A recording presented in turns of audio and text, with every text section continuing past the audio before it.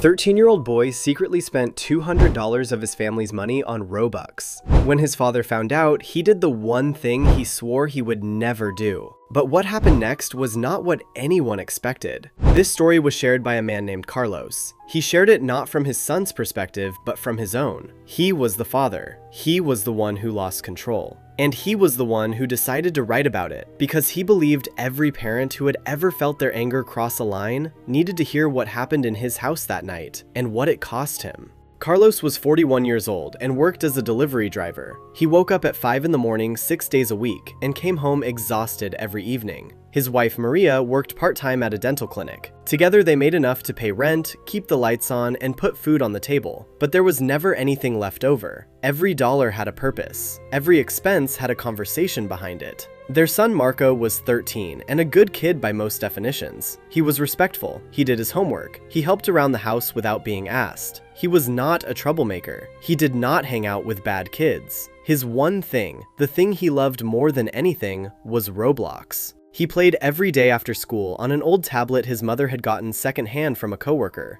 It was slow and the screen was cracked, but it worked, and Marco treated it like gold. Carlos did not understand Roblox. He had never played a video game in his life. He saw Marco sitting on the couch tapping a screen, and he assumed it was no different from watching television. He never asked what Marco was doing in the game. He never looked at the screen. He never learned the word Robux. Maria understood a little more. She had heard Marco mention Robux before, the virtual currency kids use to buy things inside the game. She had told him that they could not afford to spend money on imaginary items. Marco had nodded and said he understood.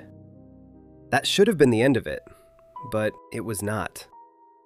Because Marco was 13. And 13-year-olds sometimes make decisions that they know are wrong in the exact moment they are making them. Marco knew his mother's debit card number. She had used it once in front of him to pay for a school trip, and he had watched her type the numbers into the form. He did not memorize them on purpose. His brain just held on to them. And one evening, after seeing a limited-time Robux offer pop up on his screen, he typed those numbers in before he could talk himself out of it. The first purchase was $12. He told himself it would be the only one. He got a small bundle of Robux, bought a few items, and felt a rush of excitement he had never felt before. His avatar looked better. Other players noticed him. He felt like he belonged in a way he did not feel at school. The second purchase was $25. It happened 4 days later. Then another. Then another. Over the course of 3 weeks, Marco spent $207 on Robux. Each time he told himself it was the last. Each time the notification came and went without his mother noticing. He started to believe he would never be caught. But Carlos checked the bank account every Friday. He had done it for years because he needed to know exactly how much they had before the weekend. And on this particular Friday, he opened the banking app on his phone and saw a list of charges he did not recognize. Small amounts, spread across weeks, all going to the same company. He did not know what Roblox was, but he could do math. $207 was gone. And in his world, $200 was the difference between making rent and not.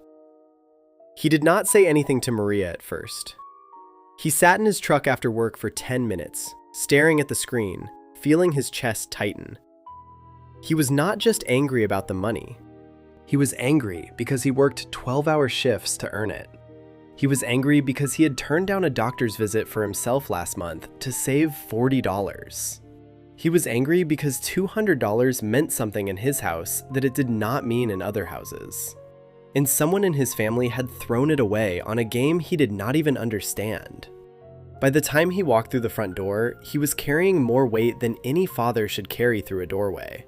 And Marco, sitting on the couch with his cracked tablet, had no idea what was about to happen. Carlos walked into the living room and asked Marco to put the tablet down. His voice was quiet, controlled. Marco looked up and immediately knew something was wrong. He had seen his father tired. He had seen his father frustrated. He had never seen this expression before.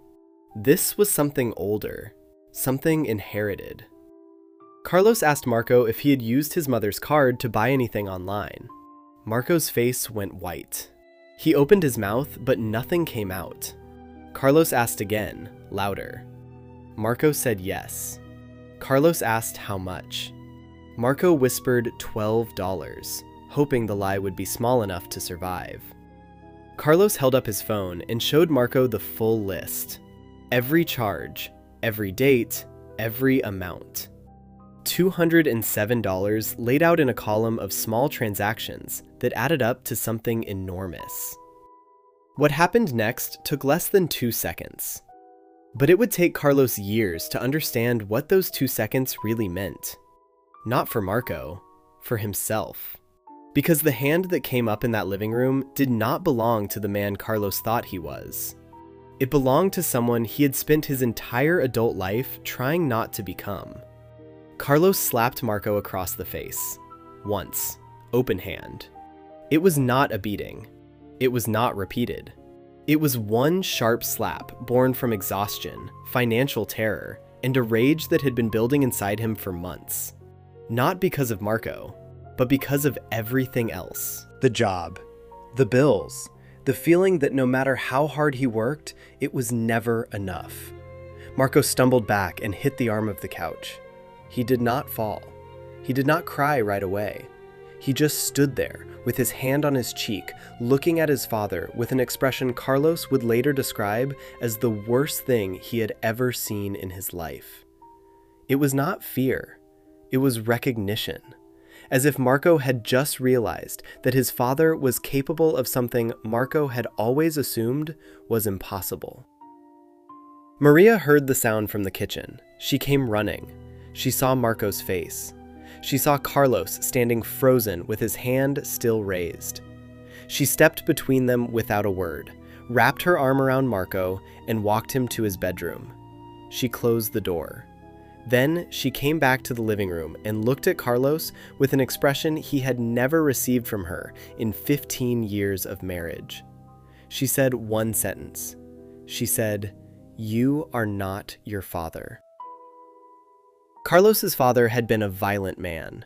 Growing up, Carlos had been hit regularly, with hands, with belts, with whatever was nearby. He had sworn as a teenager that he would never raise a hand to his own children. He had kept that promise for 13 years, until tonight. After Maria took Marco to his room, Carlos sat on the couch alone for a long time. He stared at the wall. He replayed what had just happened. He saw his own father's hand in the motion he had made. He heard the same sound. He felt sick. Marco did not stay in his room.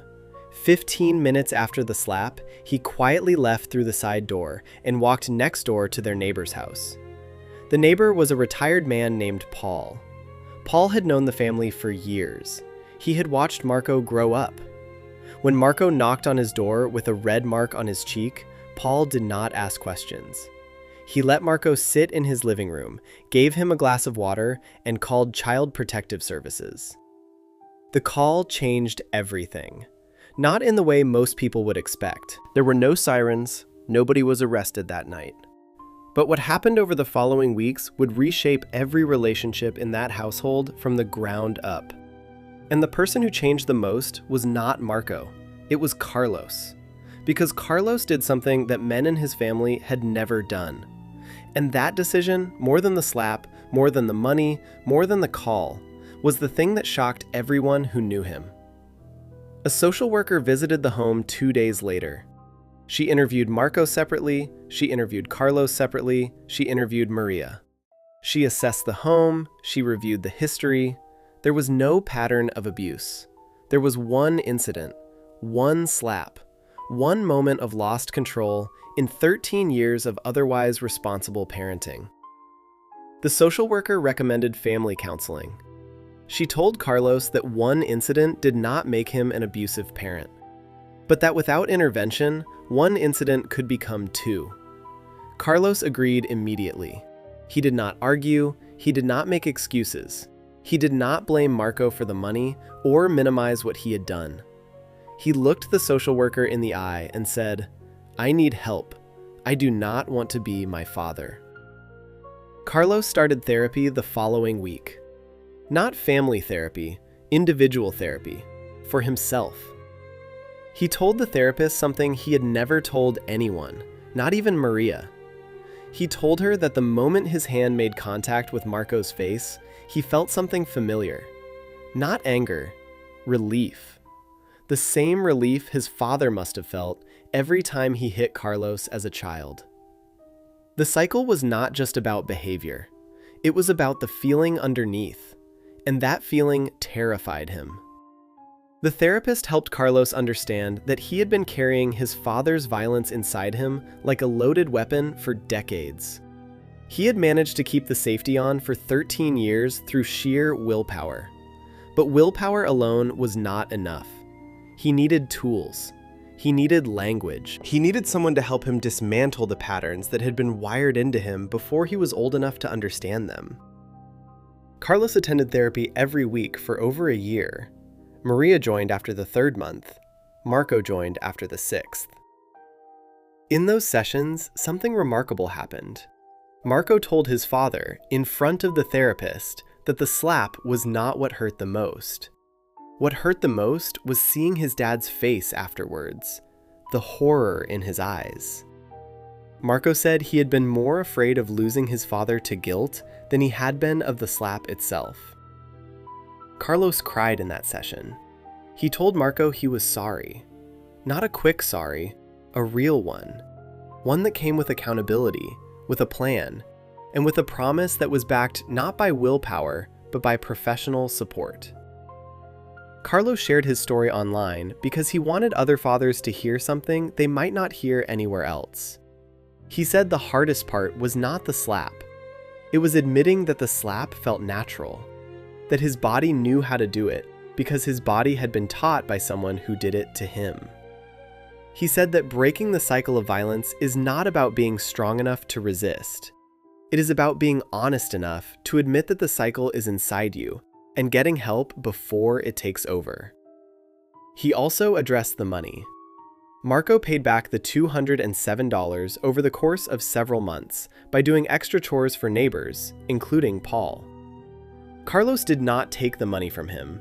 He put it into a savings account in Marco's name and told him it was for something real, something he would choose when he was old enough to understand the weight of a dollar. Marco still plays Roblox. He has his own small allowance now that he earns through chores. He does not have access to any payment methods. He and his father play a card game together every Sunday evening, something the therapist suggested as a way to rebuild connection outside of screens. Carlos said the thing that shocked everyone who knew him, the thing the title of this story refers to, was not the slap, it was the therapy.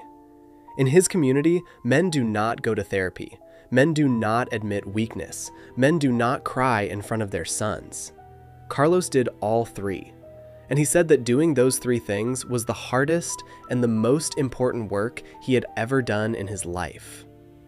Paul, the neighbor, still lives next door. He and Carlos talk every week now. Carlos once thanked him for making the call that night. Paul told him he almost did not make it. He almost assumed it was none of his business. Carlos told him that call was the reason his family still exists. Here is my question for you. Have you ever caught yourself acting exactly like someone you promised yourself you would never become? What did you do about it? Drop your answer in the comments. I will heart the ones that take courage. Hey, that one was heavy. I know. If you are a parent watching this, I hope you heard what Carlos said. If you are a kid watching this, I hope you know that one mistake does not define your dad, and one moment does not define you. Subscribe if you are new. I will see you in the next one. Break the cycle.